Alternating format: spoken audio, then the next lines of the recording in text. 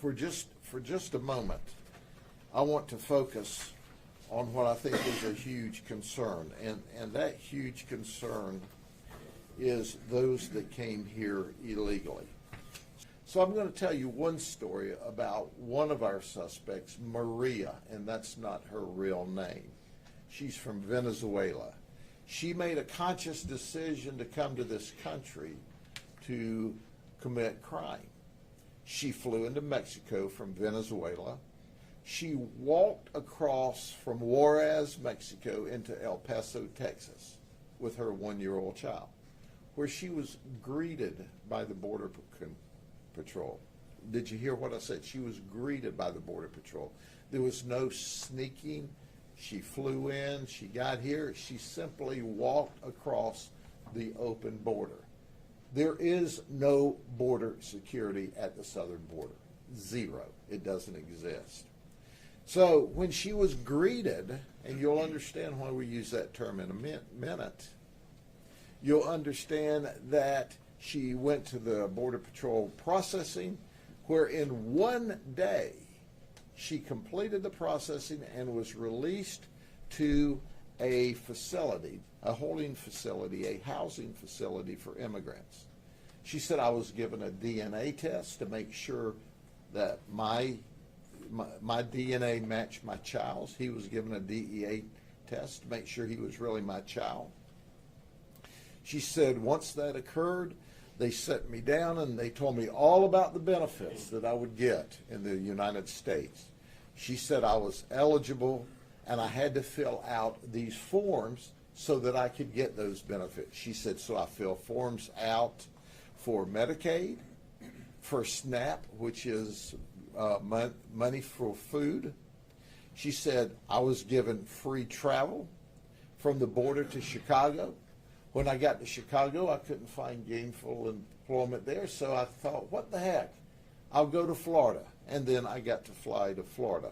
She was giving free housing. All because the United States paid for that. That's right, you, the taxpayers, got to pay for that. So this was all simply walking across the border. She said it was unbelievable to me. But let me read her quote, because understand, she walked across the border. This was not a stealthful act.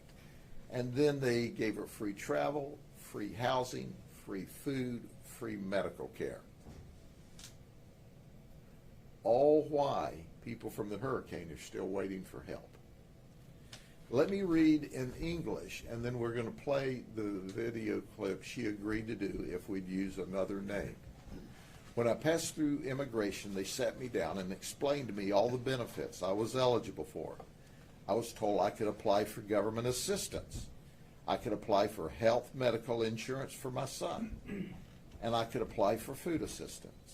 After I finished talking to immigration, a short time passed until a DNA test was done on me and my son to prove that he was my son.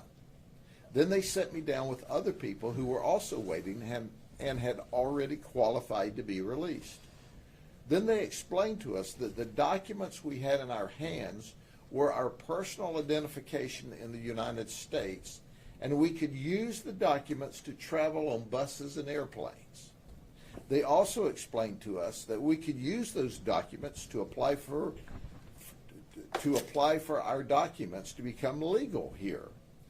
And after that, they explained all of the benefits, they said, "Welcome to the United States of North America." And from there, they transported us to a refugee camp. And all of this occurred in one day. So welcome to the United States. This is someone who just crossed the border illegally. And they were not only welcome to the United States, but then they were giving all kinds of benefits at the cost of the taxpayer. So let's listen to her in her words, and then we'll move on from there to other topics.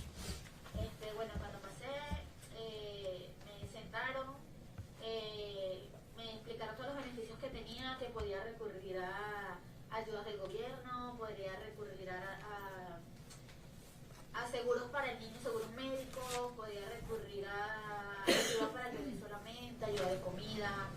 Y allí, bueno, después que terminé de hablar con las personas, pasó un ratito que me hicieron la prueba de ADN para ver que mi hijo, o sea, no, era mi hijo, pues para comprobar que era mi hijo. Y después allí me sentaron en unas sillas con las otras personas que habían calificado ese día para salir. Y ahí nos explicaron que los documentos que no estaban en nuestras manos, pues eran como nuestra identificación aquí en Estados Unidos, que con eso podíamos viajar en bus, en avión, que con eso podíamos sacar nuestros papeles más legalmente aquí. Y después que nos explicaron todo eso de las ayudas y toda la cuestión, pues nos dijeron bienvenidos a los Estados Unidos de Norteamérica y ya de hecho nos llevaron a un refugio y salimos de migración. Now understand there are 4 women listed here as human trafficking victims that were smuggled across the border in addition to her. 2 of the human trafficking victims admitted they had to pay off a coyote debt of $6,000. Make no mistake about it, the government is complicit and is aiding and abetting human trafficking in the United States because they're creating an environment for people to start out here at more than they amassed where they came from. In addition to that, there is a wide open border where fentanyl is coming across, and that is encouraged, and as a result of that, we have thousands upon thousands of people dying in the United States. And then the best that our federal politicians could say was, well, it didn't kill as many people this year as last year. I don't even need to comment more about that.